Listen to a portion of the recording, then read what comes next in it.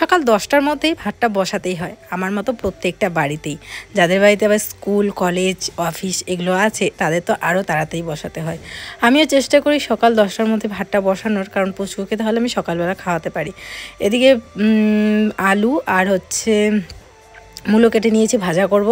তার সাথে দেখা যাক আর কি কি রান্না করি, দেখতে থাকো আজকের ব্লগটা বন্ধুরা, আশা করি ভালো লাগবে। সবাইকে শুভ সকাল জানিয়ে অনেক অনেক স্বাগত জানিয়ে শুরু করছি আজকের ব্লগটা। তো দেখি ছোটো বাবু ঘুমাচ্ছে, সেই জন্য অনেক আস্তে আস্তে কথা বলছি। আর বড়োবাবু আর মা বাড়ির পেছনে আমাদের যে চানাটা আছে ওখানে বসে বসে শাক পাচ্ছে, শাক হবে আর কি, আর কলমি শাক করবো।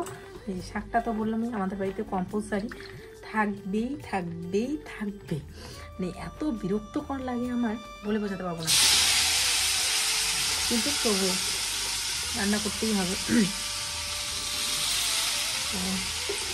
চলো, এখনও আমার ভিডিও এডিট হয়নি, এডিট হয়ে গেছে, ভয়েস দেওয়া বাকি আছে, প্লাস আপলোড করা বাকি আছে। 10টা বেজে গেছে, বর গেছে বাজারে, আসলে পরে তারপরে আপলোডটা ওই দিয়ে দিবে, কারণ আপলোডটা অনেক দূরে গিয়ে আপলোড করতে হয়, তো আমাদের এখানে নেটওয়ার্কের খুব সমস্যা হয়। আপলোডটা ওই করবে, আমার ভয়েস সমস্ত কিছু দিতে হবে। চলো রান্না শেষ করি। কাপড় আছে, কাপড় ধোবো। আর ঘরে ব্ল্যাঙ্কেটটা আর লেপটা, এই দুটো রোদ বিছানা কিচ্ছু তুলে নেই, বিছানার বেডশিটটা আজকে তুলতে হবে। আর এটা পেতে দিয়েছি এখন, ব্ল্যাঙ্কেটের কাভারটা, যেহেতু ঠান্ডা পড়ে গেছে না, ব্ল্যাঙ্কেটের কাভারটা দিলে তাহলে বেশ গরম লাগে আর কি, থেকে আরাম। তো আজকে এটা তুলতে হবে, এটা তুলে এটা ধুবো, তো সেই জন্য ভাবলাম যে একবারে করবো, এদিকে আসলে পরে ওই কাজগুলো হবে না। চলো রান্নাটা শেষ করে নিয়ে আগে।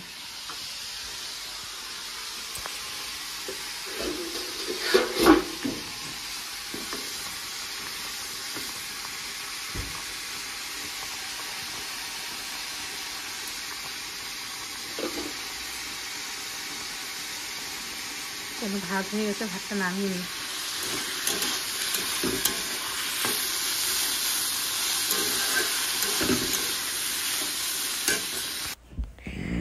রান্নাবান্না মোটামুটি হয়ে গেছে, এই যে ভাজাটাও হয়ে গেছে, আর ফুলকপি সোয়াবিন আলু এগুলো দিয়ে একটা ঝোল করব। এই ভাত হয়ে গেছে, এই যে ঝোলটা বসিয়েছি, একদম পাতলা ঝোল হবে, যেরকমটা বাড়িতে লোক সবাই পছন্দ করে, বাবা মা আমার বর সবাই সেরকমটাই। আর ছেলের জন্য, ছোট ছেলের জন্য বড় ছেলের জন্য ডাল সেদ্ধ বসিয়েছি, কারণ ডালটা রান্না করতেই হবে। আর আমি নিজেও খাই মুসুর ডালটা, কারণ ব্রেস্ট ফিডিং যেহেতু আমার 2 ছেলেই করে, সেই জন্য ডালটা আমার প্রতিদিন খেতে হয়। কারণ ডাল খেলে মানে প্রত্যেকটা যেই মাদের আর কি ব্রেস্ট ফিডিং করাতে হয় বাচ্চাদের, অবশ্যই মুসুর ডাল কালো জিরে এগুলো খাবে, খুব ভালো উপকারিতা পাওয়া যায়। আর তার সাথে হচ্ছে সাবুও খাওয়া যায়। কিন্তু সত্যি কথা বলতে আমি না সাবুটা কোনোদিনও খাইনি, না আগে না এখন, কারণ আমি সাবু খেতে পারি না, সাবুর একটা গন্ধ আছে না, সেটা আমার সহ্য হয় না, সেই জন্য আমি সাবু খাই না। কিন্তু হ্যাঁ, কালো জিরাটা খুব খেয়েছি, ছোটো বাবু হওয়ার পরে প্লাস বড় বাবু হওয়ার পরে আমি কালো জিরা বাটা দিয়ে অনেক দিন ভাত খেয়েছি, কালো জিরা গোলমরিচ বাটা একসাথে করে সেটা ভাত খেয়েছি। আমার কাছে ওটা ভালোও লাগে গরম ভাতের সাথে, আর খেলে পরে কি বলো তো ভালো আর কি ফলও পাওয়া যায়। তো দেখো বিছানার চাদরটা পেতে নিলাম, তারপরে ব্ল্যাঙ্কেটের কাভারটা পাতবো, কারণ যেহেতু ঠান্ডা প্রচণ্ড পড়ে গেছে আমাদের এখানে, রাতের দিকে তো প্রচুর ঠান্ডা পড়ে, তখন কিন্তু মানে খালি বেডশিটের না ঠান্ডাটা বেশি লাগে। তো ওই ব্ল্যাঙ্কেটের কাভারটা যদি পাতা থাকে তাহলে গরম গরম ভাব থাকে একটা। আর দেখি আরেকটা আমাকে কাভার কিনতে হবে, ব্ল্যাঙ্কেটটা এমনি আছে, ওটার মধ্যে একটা কাভার ঢুকাবো। আর লেপের কাভার তো আছেই, আর লেপটা আমি আর ছোটো ছেলে রাতে করে নেই, আর ব্ল্যাঙ্কেটটা তোমাদের দাদা ভাই আর হচ্ছে আমার বড় ছেলে, ওরা দুজন ইউজ করে। তো যেটা বলছিলাম, বাবার বাড়ির থেকে নিমন্ত্রণ এসেছে কালী পূজার, তো শুনে তো খুবই খুশি।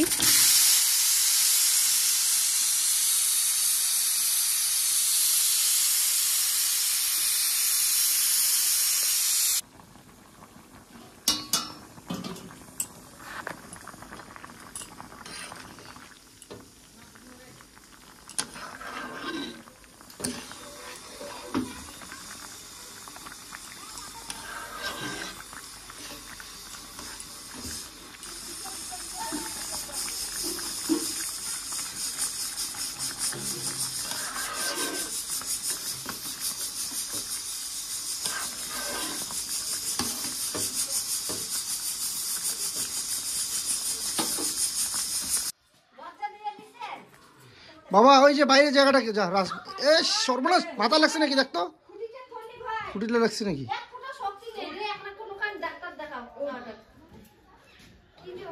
ঝাড়ি ঝাড়ি দে কিসের ডাক্তার দেখায় ওটা পড়বি যাও বাইরে খেলো যাও দরজা বন্ধ করে দিছো ঠিক আছে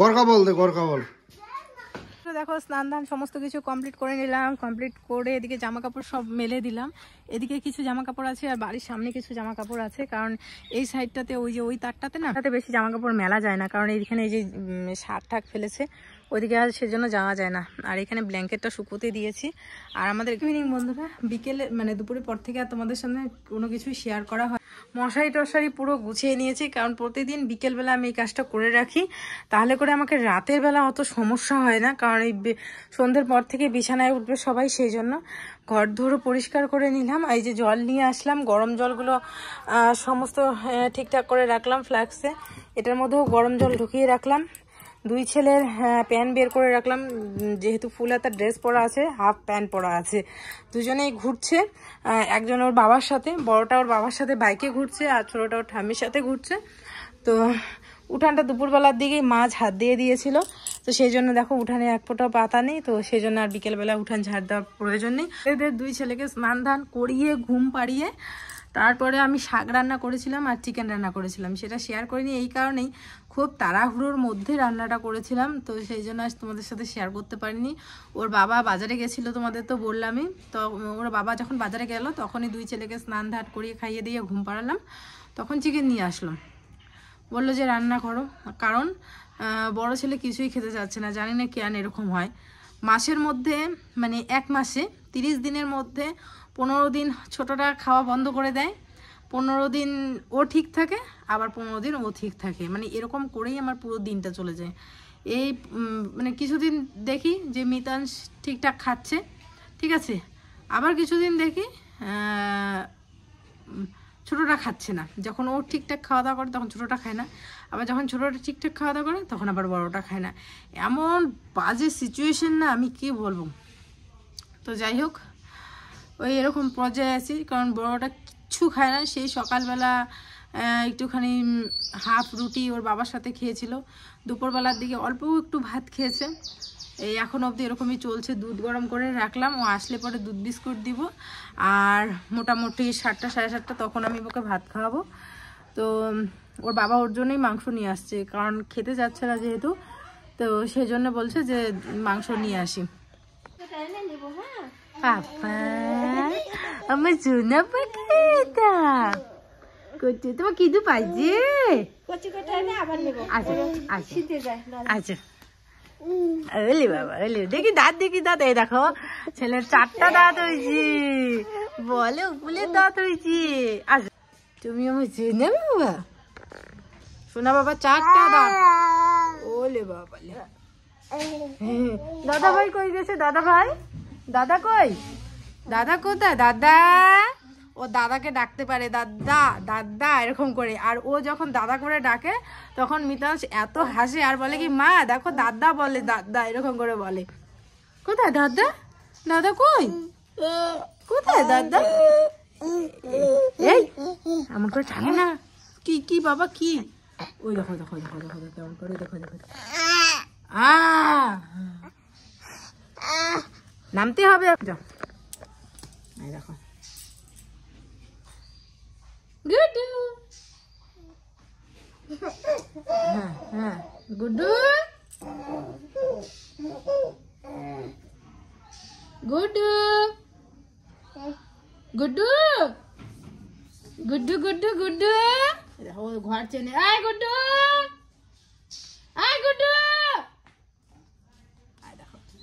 দেখো দাঁড়াইছে দেখছো আসো এদিকে আসো গুড্ডু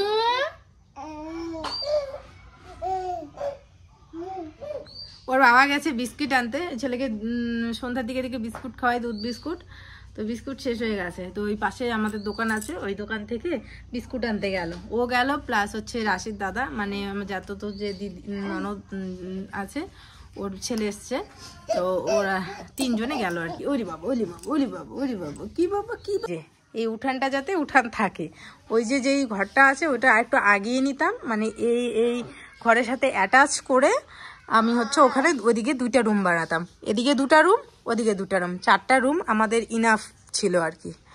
তো যাই হোক, আর ও চাচ্ছে এখান থেকে ওই ঘরটা থেকে এইটা পুরাটা প্লাস উঠানটা শুদ্ধ ছাদ দিয়ে বাড়ি বানাতে, ঘর বানাতে। চলে আসছে, কে এসেছে রে আজকের ভিডিওতে সব থেকে কমেন্ট। তানিশ যেটা বলেছে সেটাই ঠিক দরকার বন্ধুরা ছাদ দিতে গেলে। তবে আমি অনেক চিন্তা ভাবনা করেই বলেছিলাম যে দেখো 2 ছেলে, গ্রামের বাড়ি আর শহর বাড়ি না, আজকাল গ্রামের শহরে সব জায়গায় ছাদ হচ্ছে। যদি কোনোদিন দিই, কোনোদিন মানে ইচ্ছা আছে যে খুব শীঘ্রই দেবো। বাবা ছেলে, তো একটা ছাদ দিই, মানে এই ঘরটা থাক আপাতত। আমরা যদি ছাদটা এইটুক জায়গার মধ্যেও দিই, এই যে উঠানটা আর এই ঘরটা বাদ দিয়ে 4টা রুম বেরোবে আপাতত, উপরটা পরের কথা পরে। আর আমার যেটা থিঙ্কিং, তাহলে এই ঘরটা আপাতত থাকলো, যখন আমাদের ছাদ হয়ে যাবে তখন এই ঘরটাকে ভাঙবো, এই ঘরটা তো ভাঙাই থাকবে, তাহলে সামনেও অনেকটা স্পেস, সামনেও অনেকটা জায়গা থাকছে। কি কি নিয়ে আসছে দেখো,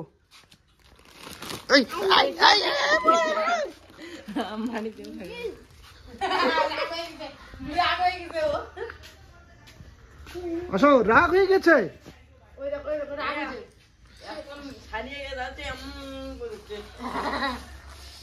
এটাতে আছে নতুন আসছে, এটা নিমকি 20 টাকা।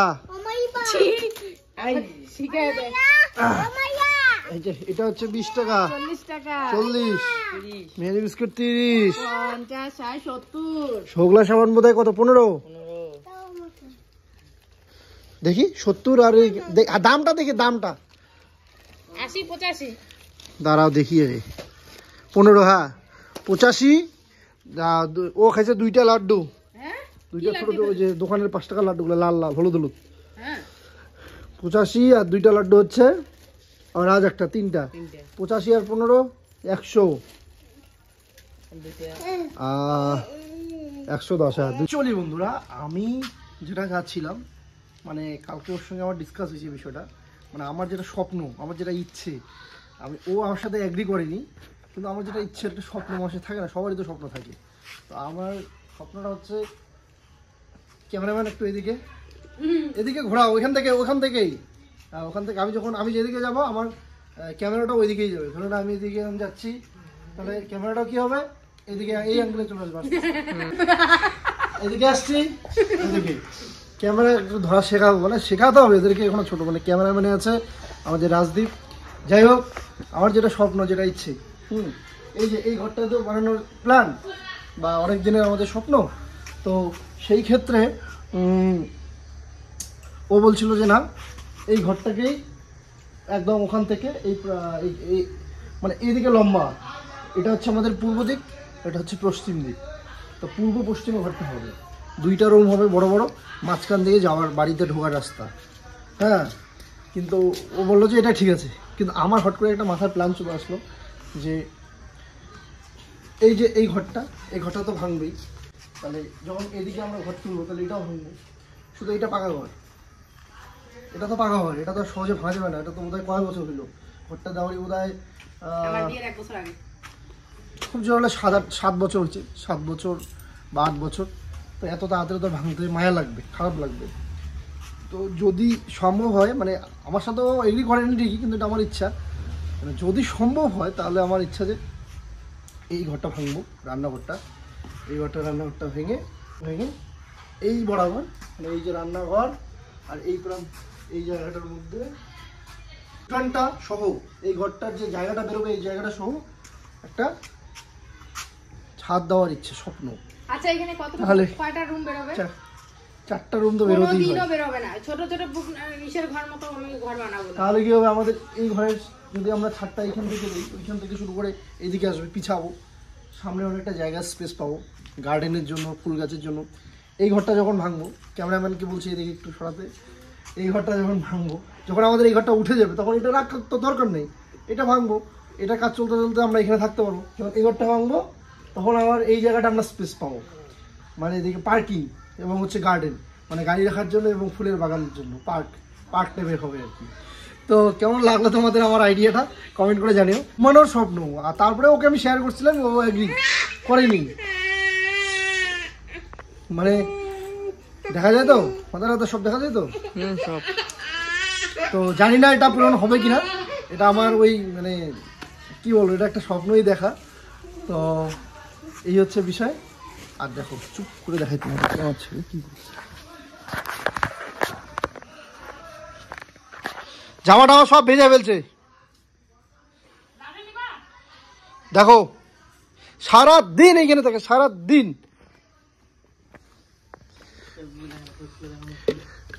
এ রাগ, তারপরে ওরই আবার রাগ।